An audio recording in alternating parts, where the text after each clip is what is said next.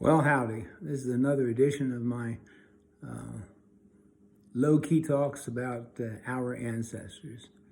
This one will be probably much more enjoyable than the earlier ones about the Australopithecines that look more like ape men rather than man-apes.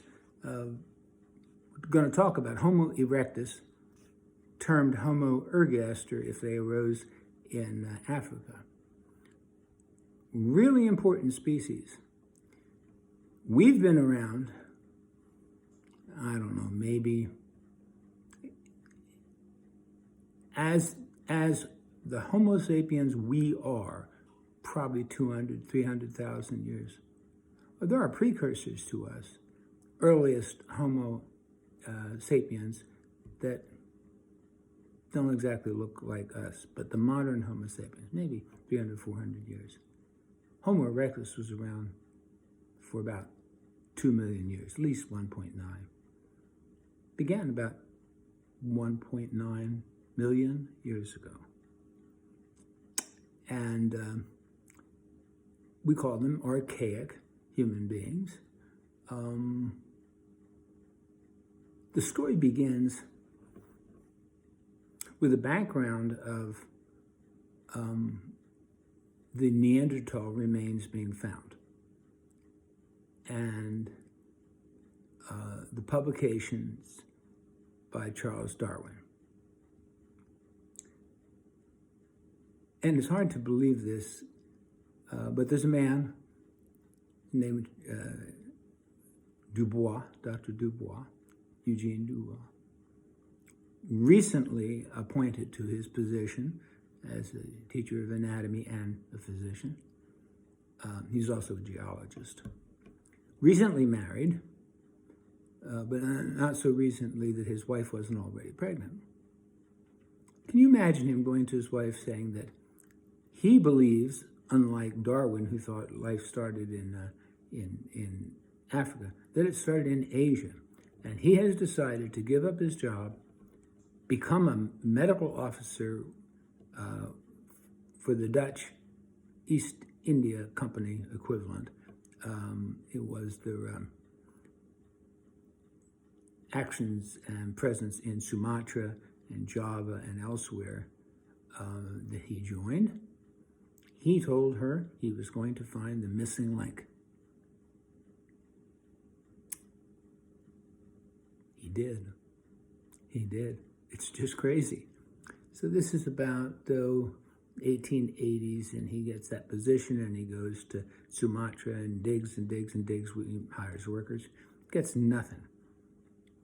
He then gets posted to Java. He requests that, and along the Trinil, T-R-I-N-I-L, river, along the bank, he and his people found this. This is a skull cap. Got a thick, very kind of thick bone here. Got this. And I also found this, which is the femur. This is the part, top part of the knee, and this is the part of the hip. You got to ignore this. This is part of a disease process after injury. So ignore that. And this looks very much human. And it displays features that tell you that this was an upright person, walking all the time. Probably had lost many of the abilities to climb up trees, to be safe, to sleep at night, which the Australopithecines did on a regular basis, even though they walked around. So these people were taller than previous. Instead of being 3 or 4 feet tall, they were up to 6 feet tall. They were slim. Their pelvis was more narrow, and they were really good runners. We suppose that they probably survived by persistence running. Certainly part of the band would get tubers and other vegetable matter to eat. But as to meat, persistence hunting means that a group of people would run at the game, say antelope, until it got so tired that it stopped running, and they could just walk up to it and dispatch it. Human beings can do that because we have all these sweat glands, and by the time Homo sapiens came along, we don't have much hair at all. We imagine that Homo erectus had a little bit, but not much. They use the sweating to cool themselves, whereas animals, like the antelope, they have to pant. So they get out of breath, they try to find shade and pant, and then of course here come the guys again, so they have to run. So this amounts to hours of running on the parts of the Homo erectus or Homo ergaster. There's a society in the culture in South Africa which still does this. They live in Stone Age conditions and they practice persistent hunting. Well, so I've said this is 1891 that they make the discovery on Java. And he calls this a Pithecanthropus erectus.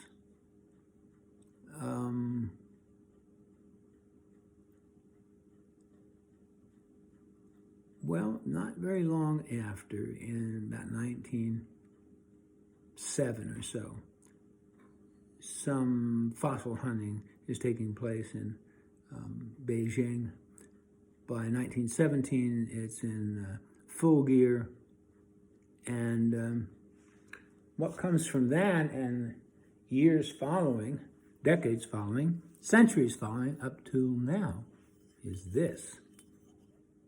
Now this looks like us, except this dome isn't high enough, and the parietal bones here, they don't flare out enough. So if this were Homo sapiens, the head would be like this. This is low and flat and still has the bun back here, which we'll see later in other species, still residual. But this is the occipital bun. Does not have that ridge up there that we saw in the Australopithecines, because they had these big teeth and they were grinding really rough stuff. And the teeth are pretty much like ours. Smaller molars. Remember that in the large version of the Australopithecines, like Boisei or Robustus, with gigantic molars. I mean, 4 times that size. But they needed to crush the rough foliage that they were dependent on. So when was the last time that the last date we could get for Homo erectus still being around? About 110,000 years ago. And it's noteworthy that Homo erectus was around at the same time and in the same place as the Australopithecus boisei, or Paranthropus boisei, and the Lucy types, the Australopithecus africanus and afarensis. So 2 different kinds of people could exist at the same time, as long as their way of living and the target of their food acquisition is different. They're not competing. They're sort of parallel and just not at odds with their neighbors. So in investigating these people that we found in multiple areas, such as, for example, this guy, who's a Homo ergaster,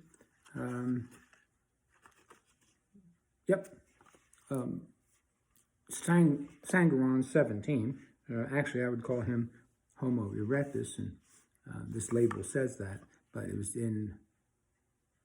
Oh, I'm wrong. Nope, I am right. It is Homo erectus because he was found in Java, same place that this was found. But we have more to deal with here. We have the bottom of the skull. We have the mid-face. still with this kind of monobrow, this heavy, sorry, I didn't do that very well, really heavy. Homo erectus can be found pretty much all over. We have northern groups. In fact, one of the curious things is, I told you that they had their beginning 1.9 million years ago, rough guess. 1.86 million years ago, pretty much the same time, they're found in Georgia. No, not Georgia like Atlanta or Augusta, the Republic of Georgia, in a city called Dmanisi. Actually, they were taking apart a very old church, and they found these remnants, and they're still digging now. I think they have 5 skulls, old, young, male, female, pretty impressive. But you say, well, that can't be. We think that life began in Eastern Africa and Southern Africa and spread out from there. Yeah, that's the common thought. The out of Africa, that we all descended from Africa. Which in a sense we do genetically, but somehow they developed in Eastern Europe. How could that be? Well, some people even think that the out of Africa theory is wrong, and that precursors to human beings developed in multiple sites, in what we would say nowadays multiple countries, because we've got them in the Near East, we've got them in the Far East, we have them in Europe, we have them all over Africa. Pretty interesting. So that's Sangaron. That's another one from Java.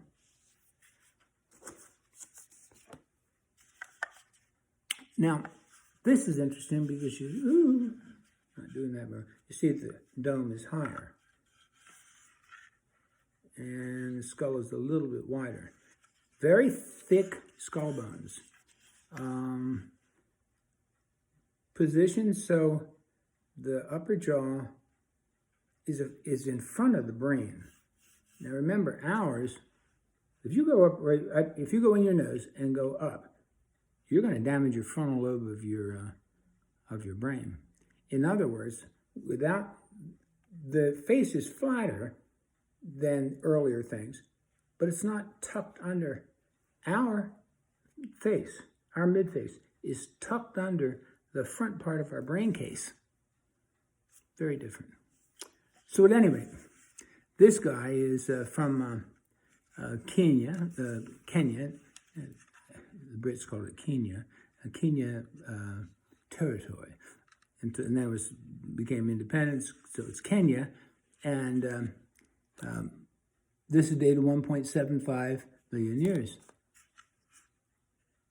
So wait a second. In Europe, we have some that are older than one in Africa. Something's not right. The way people in those days moved usually was to follow game. Sometimes it was that the teenagers in various families, they always know better. And they would move away from the main group, maybe a kilometer. And then the group is eventually going to catch up with them, expanding and following the game. But it takes thousands of years, many thousands of years, to make any headway that way. To have multiple sites of Homo erectus clustered around the same times is peculiar. Up until 1980, I think it was 4, we only had skulls and some long bones. A femur here, a tibia, which is the bone below it. Together they make the knee. We never had any finger and toe bones because they're easily lost in excavation. And if the person dies and is immediately covered by things which create a sedimentary environment conducive to fossilization, then the critters, all sorts of critters, eat their fingers and toes because it's available. But everything changed when this was found. Now this is just the skull, but this is the skull of the Turkana boy, and he was found in a bunch of brambles and such, a small hill, but what later proved to be the edge of a lake. And he was ill. He was only perhaps 8 or 9 years old, but he had the build and the development of a young teenager, because his maturation was more ape-like. There was still enough ape-like conditions and tendencies and genetic predispositions to make the childhood growth fast. Whereas our childhood is long. We're dependent on our parents for a long time. Nobody sees an 8 or 9, 10-year-old leave home and set up a household somewhere else. But with Homo erectus, we got to see a whole skeleton. And we are able to project what he would look like if he lived to become a grown man. And it's just fascinating. He's dated to 1.6 million years ago. So we're talking about 0.3 million or 300,000 years difference. But by that time, the Homo erectus were pretty good at making stone tools, rather beautiful stone tools, which I wish I had some copies. I have copies of several tools, and I actually have a real one. It was in a museum collection. It was considered extraneous, not as good as many others for display, and so I was able to buy it. They're all over the place in northern Africa and Central Africa, like Chad. And of course, there's some fakes out there too, but they were like the Swiss Army knife of their day. Big teardrop things like this, that size, flatter top, and came down to a tip, and chipped, fine-grained rock when chipped. That edge is incredibly sharp. Of course, the sharpest are those which are made of obsidian, which is volcanic glass. That's sharper than a surgical scalpel. I know, I've used it. I'm a surgeon. You don't want to slip with that. You'll cut your finger off. Other fine-grained things like chert and I'm blanking. But at any rate, fine-grained things make better stone tools. Now, we call them Acheulean, Acheulean. I got it. Acheulean or teardrop tools.